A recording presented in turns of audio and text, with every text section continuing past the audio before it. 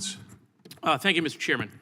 Mr. McDermott, I want to tell you a quick story about my experience in my community. So I come from a city called Parkland. I graduated Marjory Stoneman Douglas High School.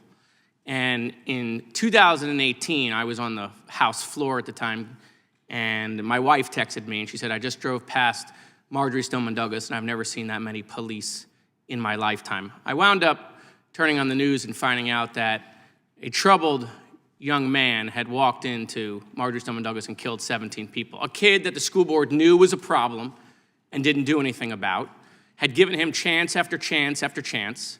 Police had been to his house. The FBI had gotten hits on him, didn't follow up. This has resulted in lawsuits and settlements. But he walked into that school and he killed 17 people. He walked right past the security monitor, a person on a golf cart with a walkie-talkie, saw him, okay, didn't radio.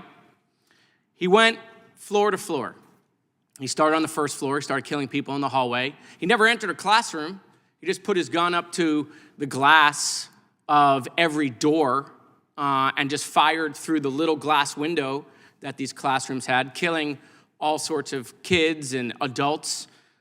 We had adults run into the building to try to help kids. They were killed as a result of this. And the guy they depended on, the students depended on, the SRO, right? Did he respond? He didn't. He stayed outside the building like a coward. He never went into the building. When the police department showed up, by the way, everyone was dead by the time they got there.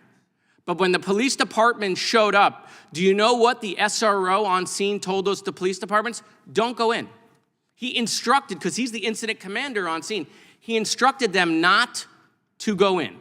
Two different police departments. Eventually, Coral Springs, the local police department, decided to go in. The sheriff of the Broward County Sheriff's Office, okay, was removed by Governor DeSantis over this. The superintendent lost his job in Broward County over this. And so, what did Florida do?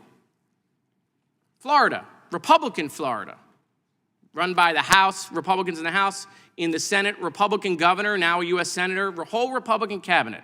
The gunshine state, what did they do? Well, they passed the Marjory Stoneman Douglas School Safety Act. And you know what that did? It did a bunch of things. It raised the age to buy a gun to 21. Not possession. Parents could still buy their kids a gun, but it raised the age to buy a gun to 21. It instituted 3-day waiting periods, red flag laws. It also, by the way, created the Guardian program, which allowed non-classroom teachers to go through training. And as a result, there would be additional guns on school campus. Folks that went through training with the sheriff's office, they made it a local option so that counties could decide if they wanted to do that. By the way, almost every single county opted into the program, okay? And the program's been a success. It's actually been a success. It was a comprehensive bill. It did all things. It looked at the problem and said, what is the issue? We can't just wait for the police departments to get there, because sometimes by the time they get there, everyone's dead. Well, we can't just depend on the SRO, because sometimes these guys don't do the right thing.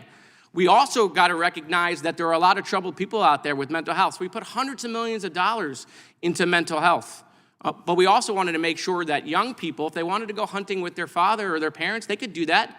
Right? The dad could take them, or the mom could take them, could buy their gun. But we didn't want an 18-year-old walking into a gun store like this kid did and come out with an AR-15, unlimited ammunition, body armor.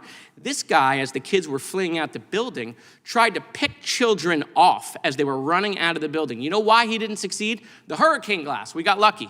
Hurricane glass, which was put in the building to stop hurricanes, actually stopped the trajectory of the bullets, took a lot of the speed out of the bullets away, so they just fell on the ground, didn't kill anyone. I would tell you that Florida is one of the most gun-friendly states in America.